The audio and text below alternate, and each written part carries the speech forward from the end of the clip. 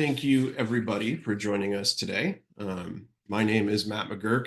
You've joined us here at the Source Defense and Tevora PCI DSS 4.0 requirement 643 and 1161 to be very specific webinar. We want to go over today what merchants or payment service providers, anybody in scope, needs to know about these requirements so that they can be prepared for March of 2025. This is intended as an interactive session. I'll introduce Bill in a moment, but he is an expert in this area. I'm an expert in the technicals and the subject matter. So feel free to fill up that question section of Zoom, and we'll be happy to take those probably at the end, maybe if we can do it as we go. But nonetheless, questions are encouraged. So Bill, my colleague from Tevora, would you mind saying a few words about yourself here at the top? Yeah, absolutely. Thanks, Matt, for having me. So, hi, everybody. This is Bill from Tevora. Tevora was a cybersecurity consulting firm, has a relatively mature PCI practice. I'm a QSA. I lead the payments and PCI practice over at Tevora. Been at Tevora for approximately 7.5 years now. Began my career doing assessments in various different frameworks, including ISO and just general risk assessments, but really started focusing in PCI about 6 years ago, and now currently head our PCI practice. Thank you so much, Bill. I appreciate that. I'm going to take over at the beginning here and do a little bit of context. I'm sure everybody on the phone is at least glancingly familiar with these new requirements, but we want to make sure there's a firm foundation under us for the rest of the conversation. My name is Matt McGurk. I'm a solution architect and head of our global field engineering here. So anything having to do with our technology applied out in the wild is my responsibility. I'm a subject matter expert. I would consider myself a subject matter expert in these two requirements in PCI DSS 4.0, having to do with payment page security, but certainly not the whole thing overall. That's Bill's bailiwick. I am also an expert in the underlying technicals. I spent about 20 years in web application development and security, so I'm fairly comfortable conversing there as well. What I'd like to do over the next, agenda-wise, here's what we intend to do. About 5 to 10 minutes or so, probably less than that, describing what the problem is and what the requirements say. Bill and I have a few different kind of themes that we're going to hit on discussion-wise, and this is where we would like your feedback as well, your questions around the scope of this matter, priority that different organizations are placing on it as we get through to March of 2025. And also solutions that are available to solve this problem and what the guidance in DSS recommends. So where I would put these changes, these new additions to 4.0, requirements 6.4.3 and 11.6.1, I would put them in an area of web application security that the industry seems to have kind of gelled around the term client-side security. That's used in other places. In this specific realm of web application security, client-side refers to the code that executes inside of a visitor's web browser as they navigate through a web application, as opposed to server-side code, which is a pretty well-trod, it's pretty traditional, if you will, at this point, area of cybersecurity. We all spend a lot of time and money and resources making sure that our application servers and databases are secure, that there's TLS, SSL going back and forth, that there's a nice separation of concerns between a card data environment and the rest of a business. However, the front end or client side of a web application has been traditionally fairly overlooked in security in general, as well as in compliance to mandate that kind of attention to the topic. So that's what brings us together today is web application client-side security. The root cause of the problems in client-side security is the JavaScript programming language. It is the language that makes everything in every web page on Earth right now interactive. And maybe there's a stickler or two out in the audience thinking WebAssembly, but for now, for all practical concerns, JavaScript is the lingua franca of the web. The JavaScript programming language was fairly famously developed and specified in about 10 days to compete with a Microsoft technology that was shipping out into the market back in 1994 or so. And the specification, the way web browsers implemented JavaScript, there's really no native security controls within the browser. Like there's no permission model or anything else. So irrespective of the origin or purpose of JavaScript, no matter where it came from or what it's intended to do, it can do whatever it wants to a web page and the visitor's data, which is the root cause of this issue. You may have also heard over the evolution of this topic a few different terms to describe this form of attack.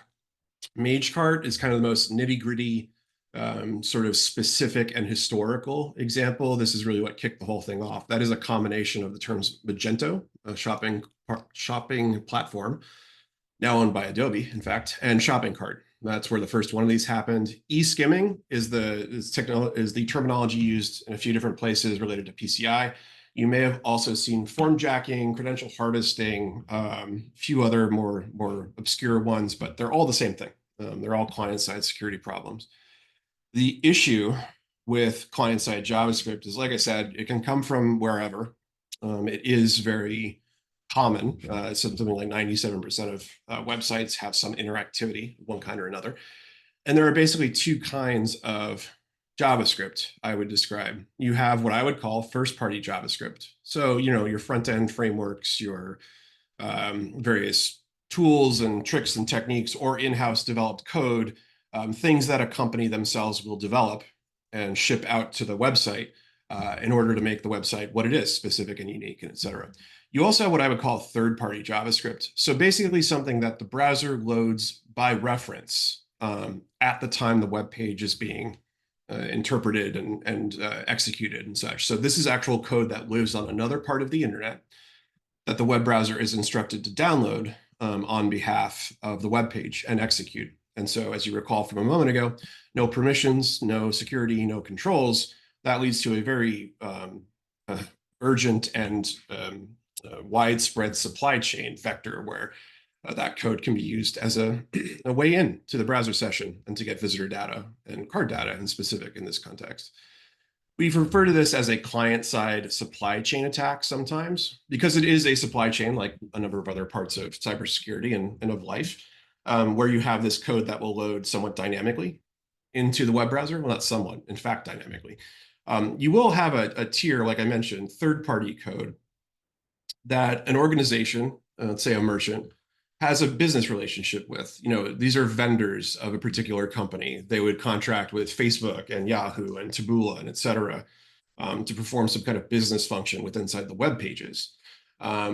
These are third parties. You also have in this equation fourth, fifth, sixth parties. This is all code that is dragged into the browser dynamically at runtime, like as the web page is living and breathing, because of a relationship between these other pieces of code. So what I mean by that is you can have a marketing department who deploys something like Taboola, which may dynamically call in another tool like Solvi, which may in turn call in a tool like Google Analytics. So now this particular merchant, because they have a relationship and are explicitly integrating Taboola, also have this whole other long tail of different JavaScript. Really, I mean, they're really applications, dragged into the web browser at runtime. And that's one of the reasons why DSS is throwing additional scrutiny on this area of security, because it's really sticky and it can be really ill-defined in the minds of a lot of security orgs. I want to just give you guys a practical example of what that looks like. If anyone's seen me do this before, you'll kind of know where I'm headed with this. But the idea is that all I want to show you is an average web page and what it looks like, and what it looks like under the hood, and then what a simulation of an attack against that looks like. So if I were to take a look here at the New York Times, no particular reason, not making any claims about the Times or their security or anything like that, but the idea here is on any given web page, if I pull up the developer tools here in my browser, kind of go under the hood and take a look at the mechanics of it, there are lots and lots and lots of different pieces of JavaScript. As I described before, some of that is certainly from the New York Times. It's their own code. It's loaded from their servers. They control the development lifecycle of it and the security of it and the servers from which it originates. There's also tons of code from other parts of the internet. So this is that supply chain I was describing. Now, as you can see here, it's literally foreign hosts that my browser is interacting with at the request of this particular web page. So all these other hosts are now within the security kind of perimeter, if you will, of the web page and the code executing inside of my browser. So the idea here is, what if one of these were exploited and used as a vector to get into my session here? Something that might look like is this. So you can see here on my screen, on the left-hand side, I have the New York Times login process. On the right-hand side, I have a simulation of a client-side attack. Nothing has been done to the Times web app or anything else. I've simply manipulated my single web browser to inject some malicious code on the fly. So as you can see here, it was successful in injecting itself into the session, and it is beginning to do a variety of different malicious things, including capturing anything that's typed into any form on the page. That's very bread and butter, not particularly fancy client-side attack kind of stuff. Beyond this sort of very simple eSkimming process, that's really what we're seeing here. Malicious forms, malicious attacks like this malicious scripts can modify what the page looks like, how it behaves, with the look and feel of it. And effectively what you're seeing here is a combination. This is not part of the New York Times normal login flow. This is something that the malicious script has injected. And so therefore this attack kind of becomes a combination of exploiting the broad permission afforded to the web browser and social engineering in effect. So by hijacking the brand here and doing a convincing job of looking enough like the web page, the attacker can ask for more information than might normally be volunteered at this point, and therefore be very successful in stealing a lot of data. So form jacking, this is a type of form jacking you're seeing here, where a foreign form is used to steal information.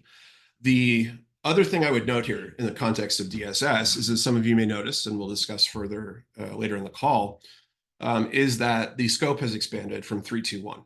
Under 321, it was a very common, it was probably the most common way of limiting scope was to use a payment service provider and embed their gateway via an iframe. An iframe is a technique in browser and web development where you embed one web page in the other. And therefore, there's a very clean separation of concerns, and both parties have their responsibilities and their scope, but otherwise it's very separate, right? Even though it looks the same to the visitor. Because of this kind of attack, where the attacker can manipulate the look and feel and interactivity of the web page, this is one of the reasons why the scope has broadened to include the page into which the iframe is embedded.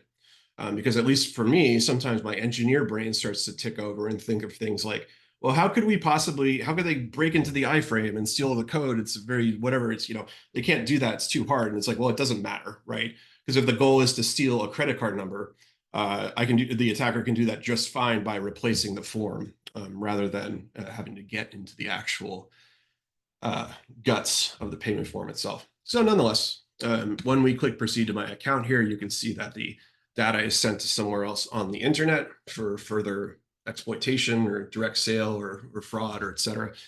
And then my browser is redirected to a contact us page. Now, the reason I do that during this demonstration is because I don't really want to interact with the Times web app at all. I don't want to log in or anything.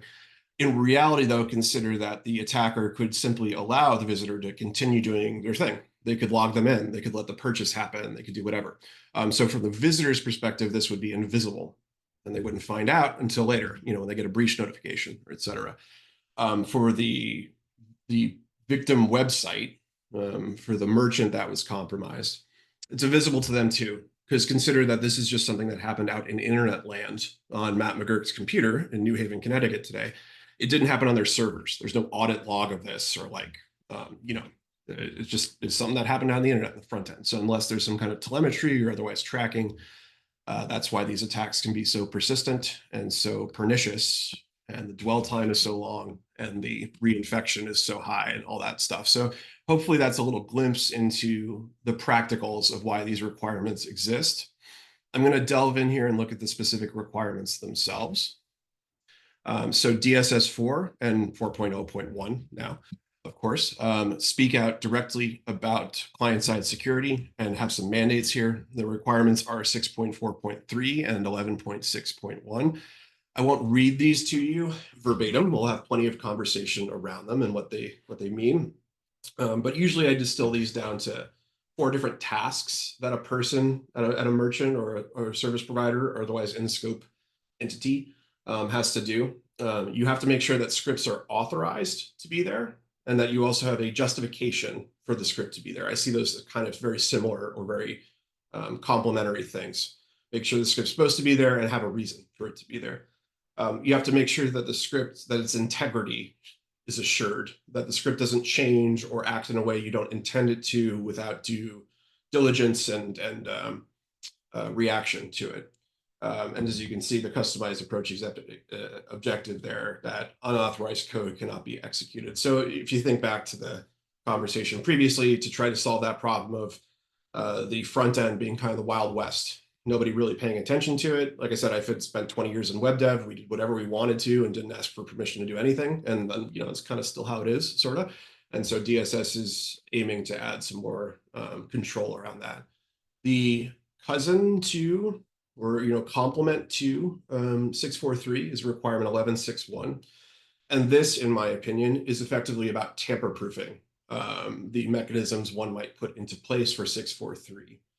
So the idea is, if you're going to implement a security control through headers, or you're going to put it via a tag inside of the web page, or etc., that the mechanism you use to do that is not removed without you knowing about it and without having good due diligence around it.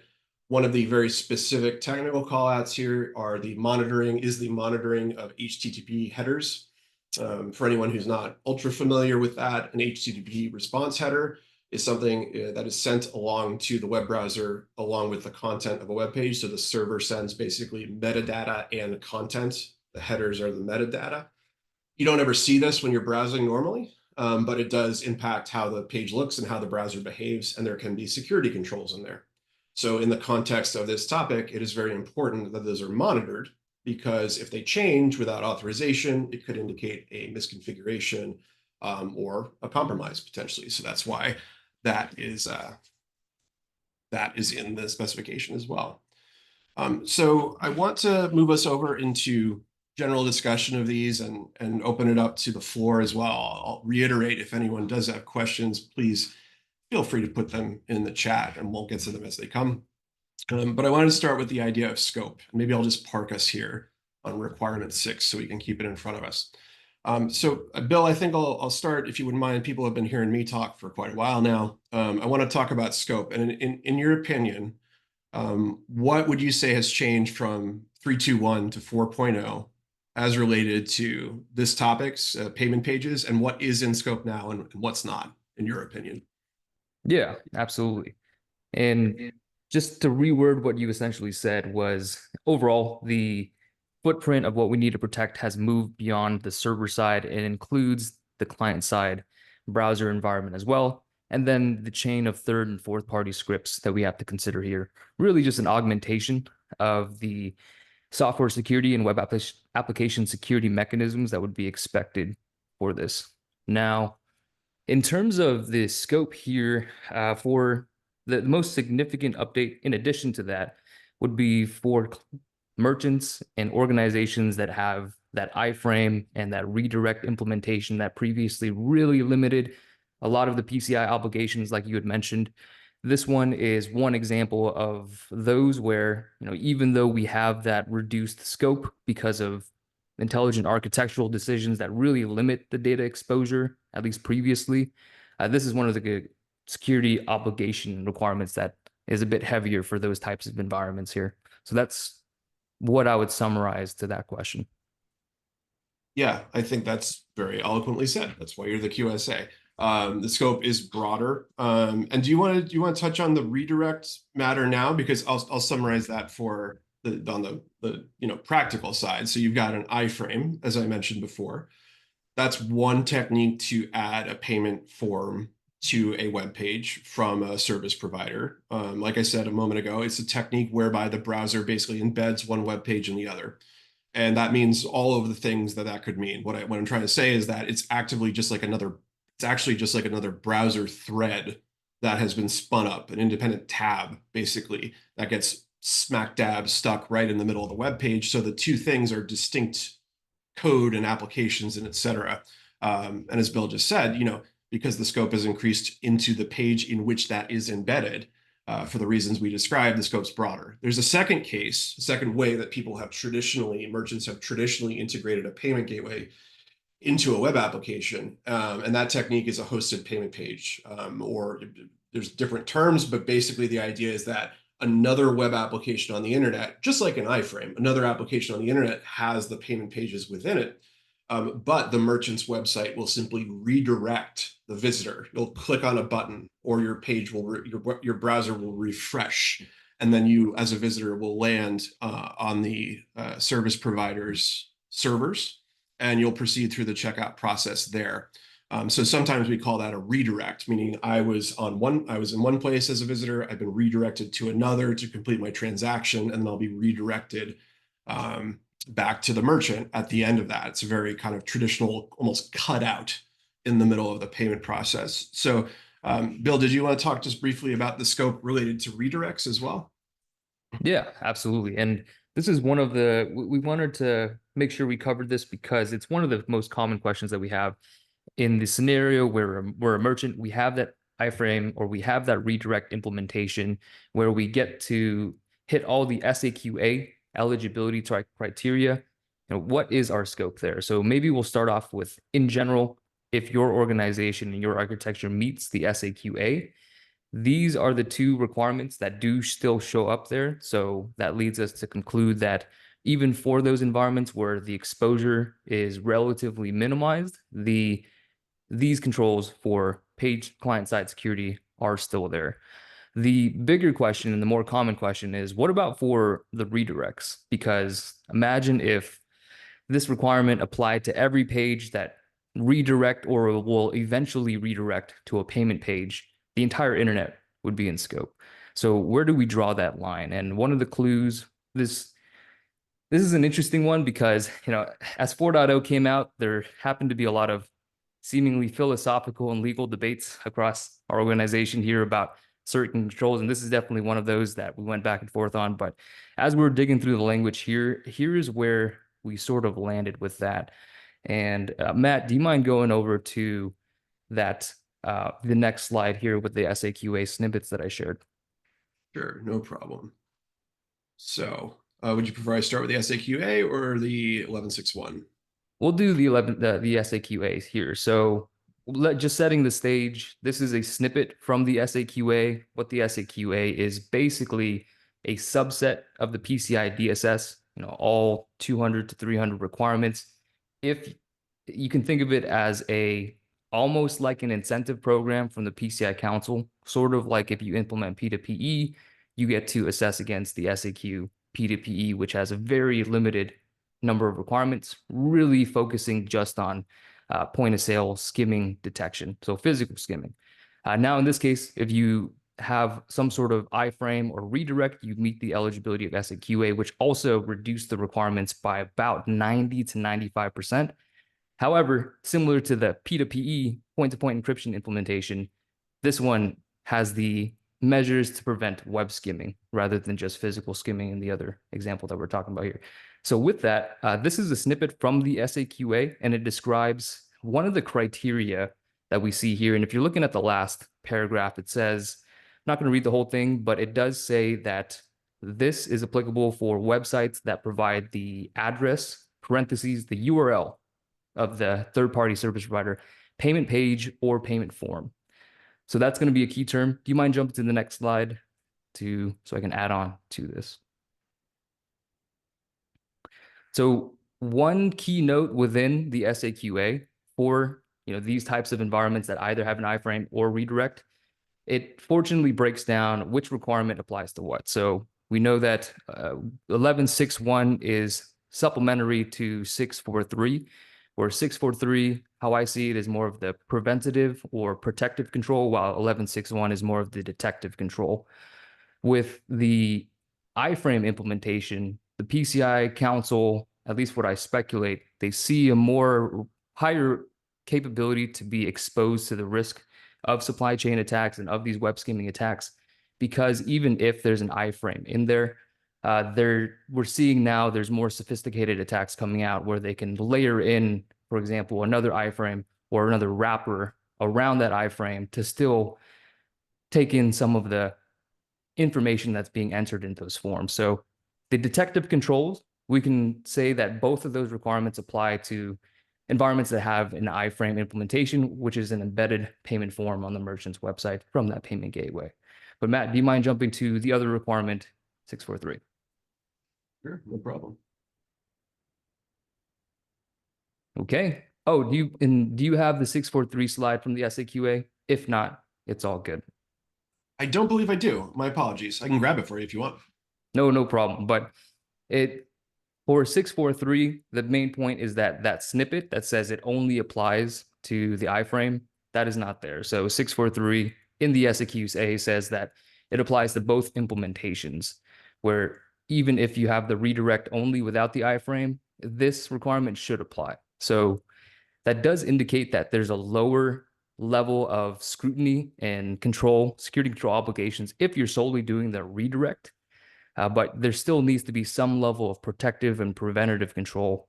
For example, if your page has this cart and consumers are paying and we redirect directly to the payment page, do we know that the scripts on that page are authorized? Do we know what's even running on the page? Have we simplified it enough so we have some control over that?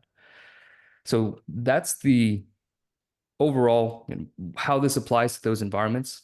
The last question I wanted to address is, with all the redirects, where do you draw the line? The reason why I wanted to show that first slide about the URL mention is that we've come to the conclusion after going back and forth is that it's if it really does depend on how many hops it takes to get to the payment page. For example, a lot of organizations, especially those in the QSR space or online ordering space, there is going to be some sort of third-party service provider we redirect to, and that provides first a shopping cart and a menu, and then that already goes to that third-party service provider's website, and there's many hops before we actually get to the payment form. For example, the customer would have to choose the products they want to pay for. They would want to go to the checkout page, and then it finally goes to the payment form. That entire sequence was already on the third-party service provider page. That's where we would consider our merchant's marketing website that redirects to that checkout service provider platform out of scope. But if, let's say, we have an e-commerce provider who has full control over the cart and everything up to that payment form, where just there's a checkout button on the organization's website that goes directly to the form owned by the payment gateway to pay for everything. That's where we would say that's a little close, and that has a higher risk of being jacked and making it not being easily as caught by the consumer that something's fishy is going on. So that's where we would draw the line of where this requirement should apply. That's very interesting. So I think to reiterate, the idea is that 11.6.1 seems fairly out of scope for the redirect case, or perhaps the redirect case would be out of scope for 11.6.1. Is that fair to say?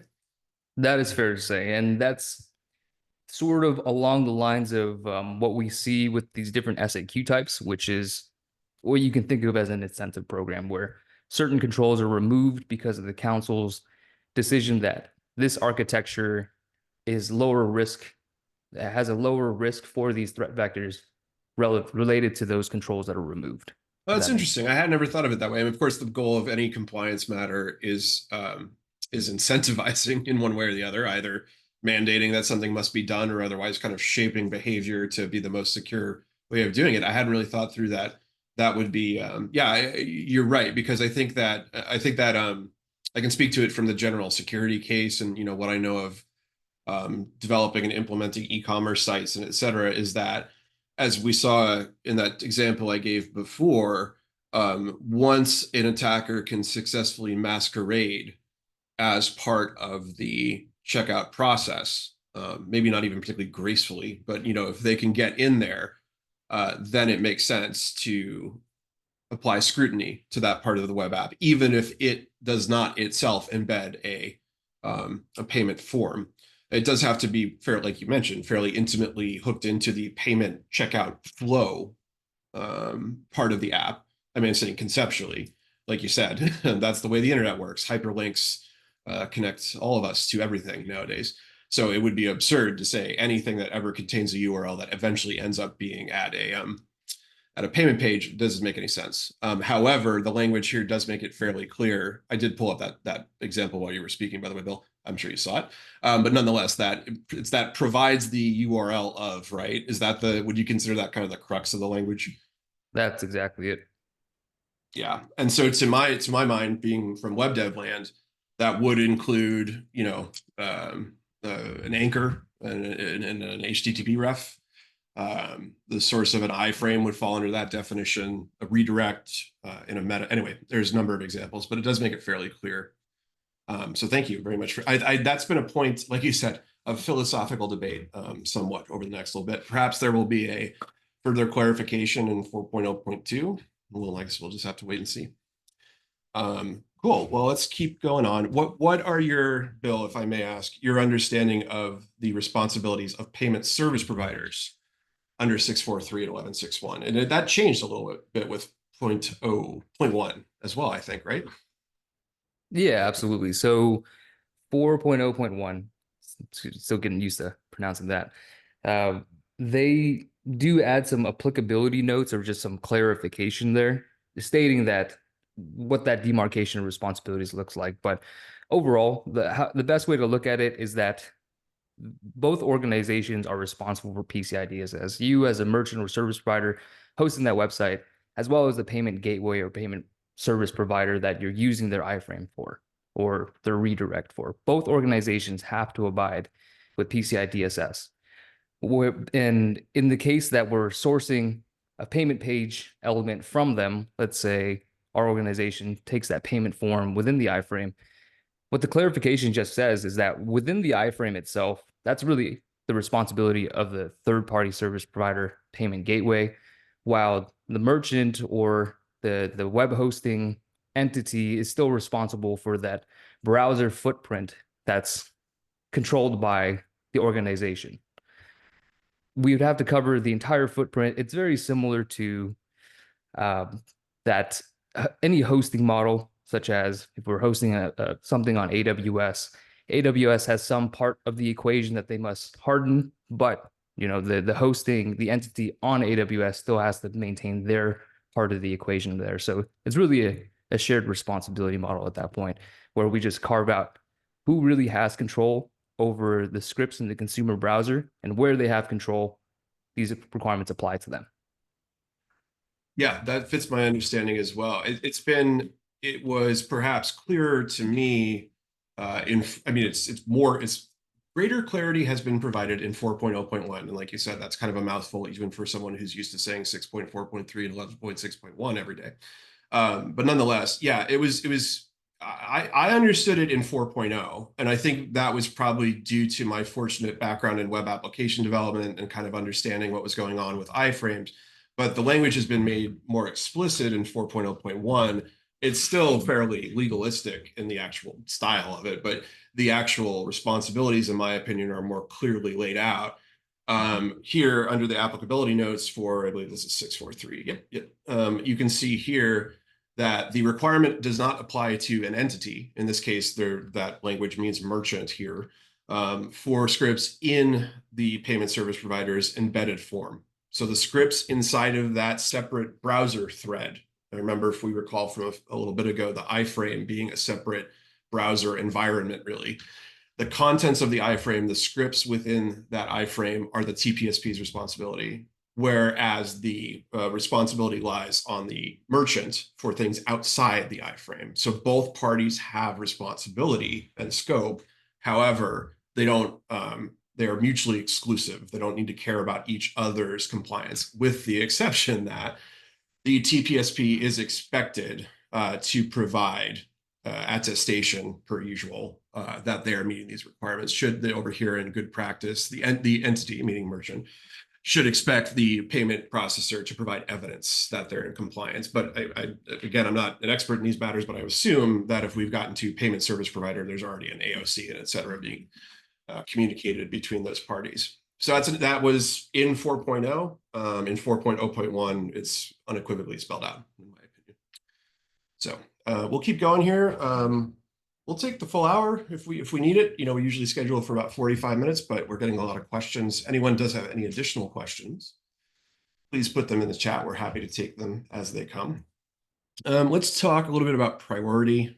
Bill, this is more of a question about 643 and 1161, kind of like in the context of all of the changes in 4.0 from 3.2.1. How have you seen people prioritizing 643 payment page security in the context of everything else that's changed in DSS 4?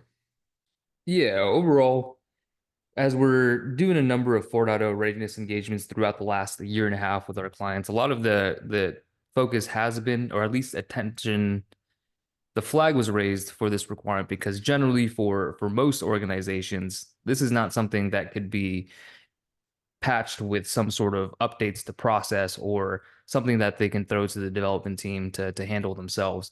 So this one has been a point of topic, and most of the time, it's just brought up the discovery and the procurement phase. Really, a lot of the clients that we work with are still in that discovery phase of determining which solutions will work for the number of payment pages they have, the number of requests that they have, the pricing model. There's a lot of decisioning around this one here, but the vast majority of our clients who have the obligation to meet this requirement are already having discussions, even from Q1 of this year. But the question of how and what's the best choice, that's currently undergoing, since this doesn't need to necessarily be in place until the 31st of March 2025. Right, absolutely, which is barreling towards us as we go. It's something I think about because like I said, my professional background and et cetera, is it's pretty common as we see, particularly e-commerce use cases, as we get closer to the fall and the holiday season, you see this kind of massive slowdown. The organizations get very conservative about doing any changes to anything revenue generating as you get closer to the holiday season. If that merchant, if that e-commerce is driven by the holiday cycle, which so many are. So something to consider is that implementing any kind of solution might get slower the further you get into the calendar year, just kind of a thing. And then I was thinking this through the other day. There's guidance in DSS about addressing these requirements. They call it things like content security policy and sub-resource integrity and proprietary tag management systems. So like tool-based off-the-shelf vendor approaches, which is where source defense lies. But the other thing about kind of DIY rolling it in-house is consider, I'm not trying to spread FUD here, but that those projects don't just kind of happen with a finger snap, right? Like you need some lead time and some development time if you're going to invest it that way. And it's July 24th somehow via the magic of the calendar. So time is, of course, always marching forward, for better or worse. I'm looking here at a question that's coming in. I think this was answered pretty cleanly. Yeah, effectively. Okay, so there was a question about iframes and whether or not they're in scope. I feel we're pretty squared away on that one.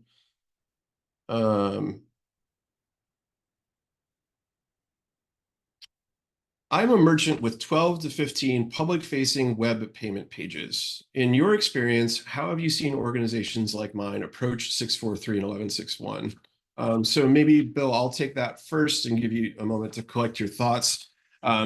What I've seen over the last, so like I've been here at Source Defense for 6 years, and we've solved for the general security case for that whole time. So the requirements kind of rose up to meet us, and I've seen folks this first year here of 4.0 before the best practice solidifies. How have they approached that problem? It generally starts with an inventorying, just like literally what is our problem? Because like I said, this has been the Wild West for a very long time. Understanding the web app, I'm serious, like where the payment pages are, sometimes getting that kind of very fundamental foundation set. And sometimes it's about organizational awareness, because once some part of the org knows what's going on with the payment pages, they didn't just show up, they didn't drop out of the sky. But getting a realistic collaboration between different parts of the org is one of the very first steps. Then solution identification, of course, like what are we going to do to actually meet these?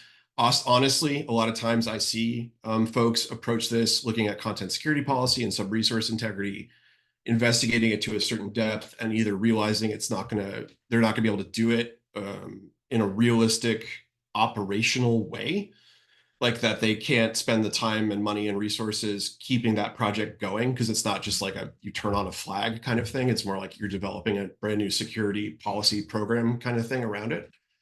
So honestly, a lot of times those technologies turn into a time sink, unfortunately. And of course, everybody can take my interpretation with a grain of salt, but I have seen commercial off-the-shelf solutions filling this gap. It's just kind of a natural thing right now. There's very little time. It's a very new topic that's heavily subject matter specific and requires expertise. And that kind of storm of different constraints just kind of leads to a tool, often being the next solution. We'll see what happens over the next 2 or 3 years as the subject matter becomes more broadly known. But COTS, as they say, commercial off-the-shelf software, is how I'm seeing it. Bill, I know you don't want to get into specifics about any of your specific work, but like for a modestly sized or medium-sized merchant or anybody really, what are you seeing? How are you seeing folks react to these payment page security requirements? Yeah, absolutely. And overall, full transparency, right now, we're still working, most of our clients are still in the determination phase, and you may be closer to the actual implementation of different solutions. But overall, from the overarching strategy that we're seeing our medium-sized to larger clients really go through, the first thing, you nailed it, is really the identify part of the NIST CSF. So do we really know where our assets are and which ones are actually taking payment data? For smaller organizations with a core website, that's a little bit more simple than an organization with maybe 50 to 100 different applications that may be doing different things. And we work with the entire spectrum here. So really the ability to do that scope validation as part of that 4.0 exercise has been a bit of that first step for determining where is our attack surface as it relates to these controls. And then the next phase that clients generally go into, at least from the leadership that I've been talking to with respect to this requirement, is the trying to practice the art of simplification for these payment pages, because this requirement becomes much more feasible to manage if we're not trying to track hundreds to 200 different third-party service provider JavaScript source calls here and there from all our pages. The simplification element is very much needed, especially for larger environments, so that we know it becomes actually feasible to manage. Do we really need all those sourcing the JavaScript services on these pages, or can we have those on the other pages, but when we get to the payment page, let's really simplify and reduce so that it's easier for us to interpret the data and really manage the footprint here. I agree. Yeah, I was remiss in mentioning that the limitation of scope in terms of reducing the number of things you need to do by reducing the amount of JavaScript is a natural and useful pursuit. It's like the iframe thing, kind of. It's a cousin to the same idea of scope reduction. Unfortunately, still wider, of course.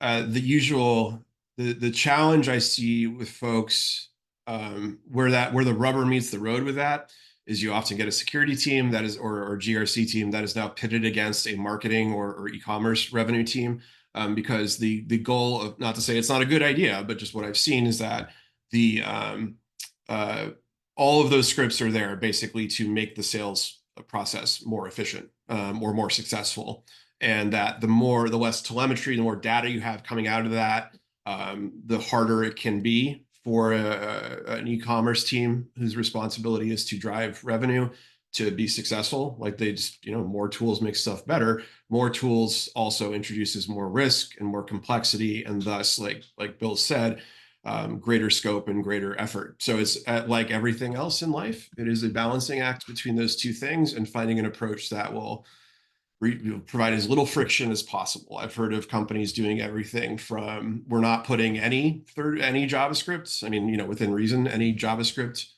on the payment pages. I've heard of organizations convening what they've called tag councils, which sounds cool, and also like they might have robes and candles.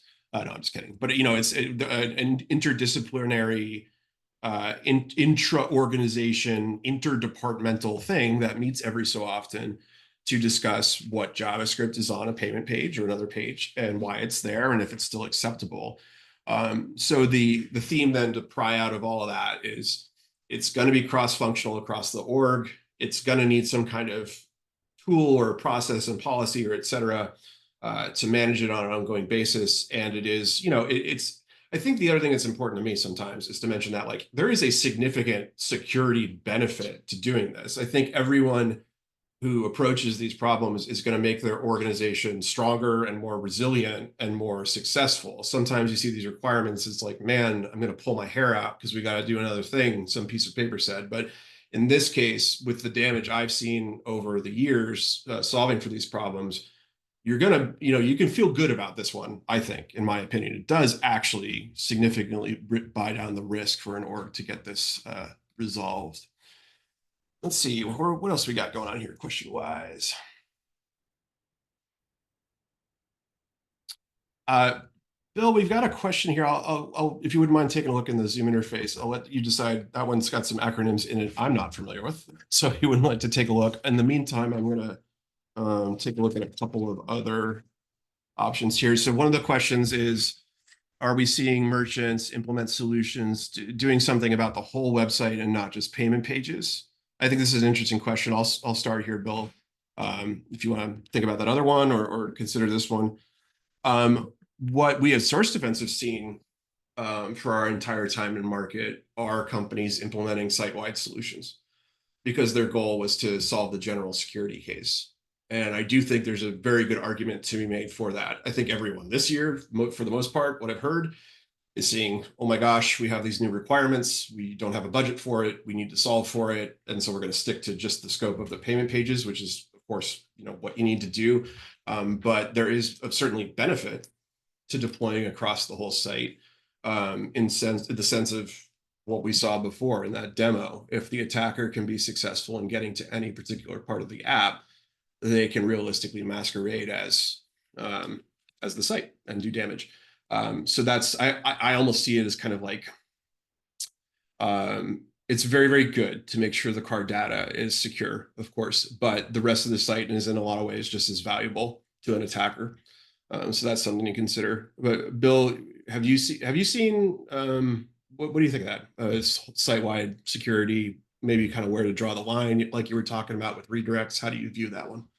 Yeah, absolutely. And just a disclaimer here, I specialize in PCI, so a lot of the people I talk to, a lot of clients really care mostly about PCI.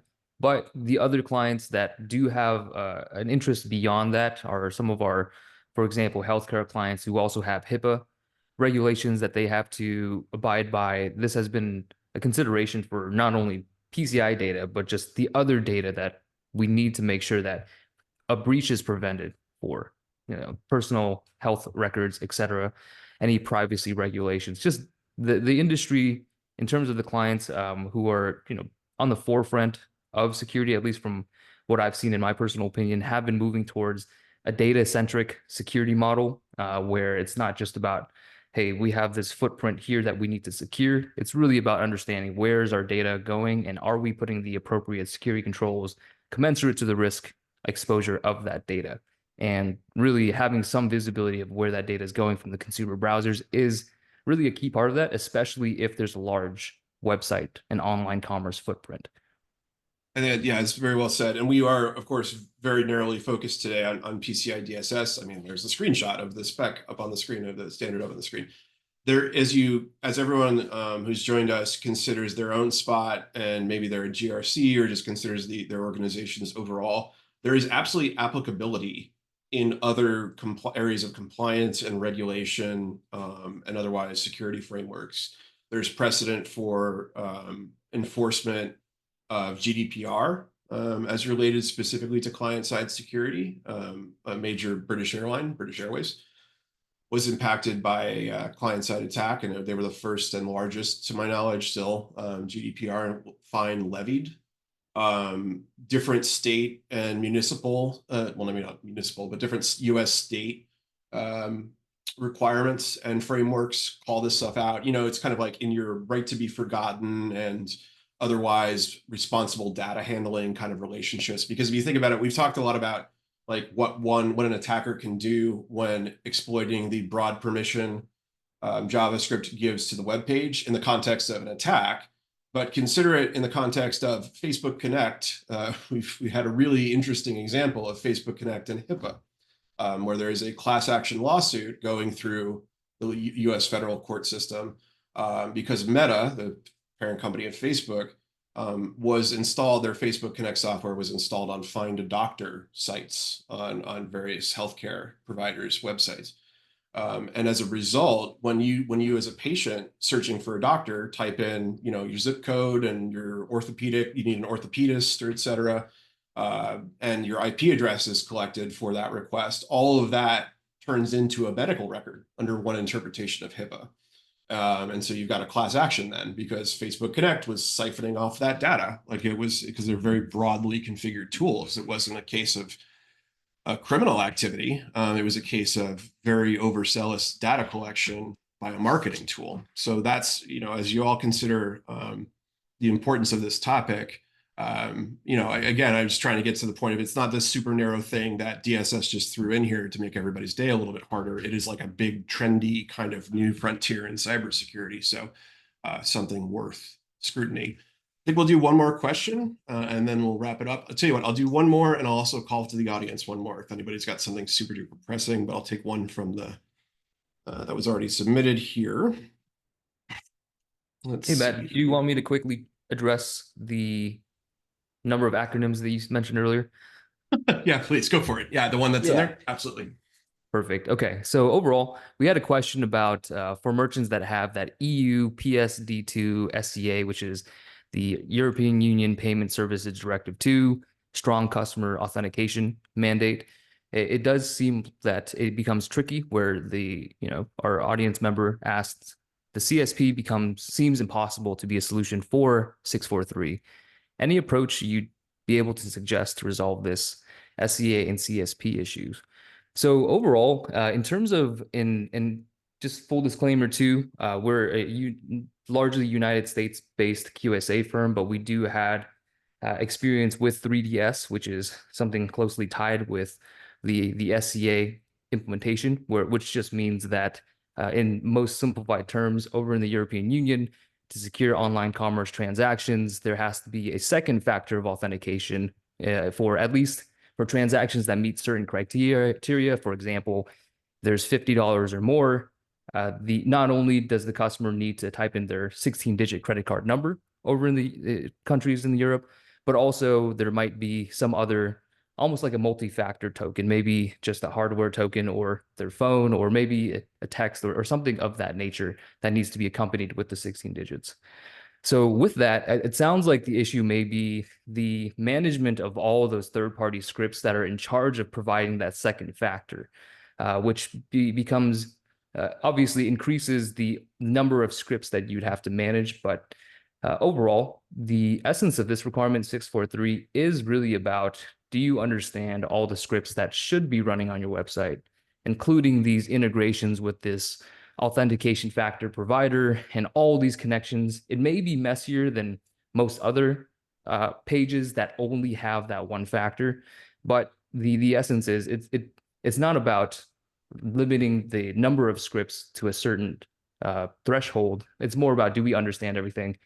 And really, at that point, when the number of scripts increase to a level that's complex and the number gets relatively high, that's where in reality that the proprietary solution that is able to scan that and provide a single pane of glass so you can make sense of all that data a little bit easier than if you were trying to manually do that yourself.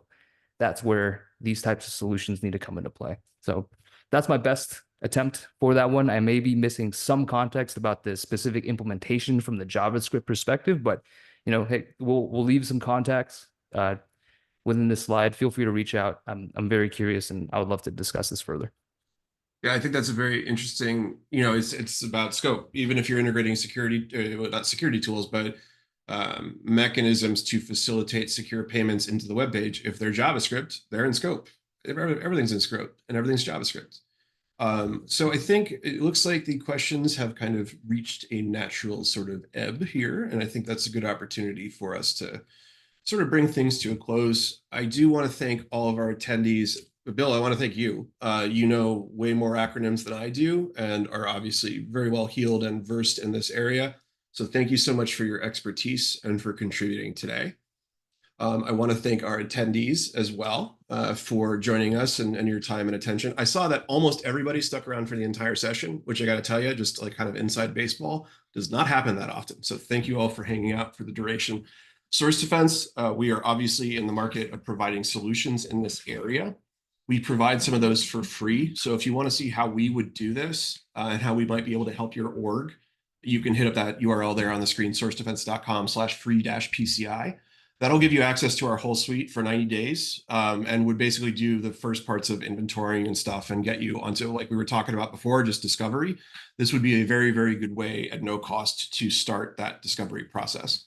Tevora, obviously, are experts in compliance and a number of other areas of cybersecurity. They're a great partner of ours. I've worked with them for years, and I trust their opinions, their expertise, and their services.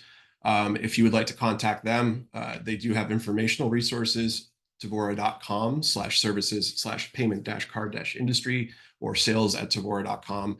Also, those QR codes will take you directly to those different parts of those websites. So once again, my name is Matt McGurk. I am Matthew at sourcedefense.com if anyone has any questions or any follow-up. Once again, thanks so much for your attention, and I hope you have a great day.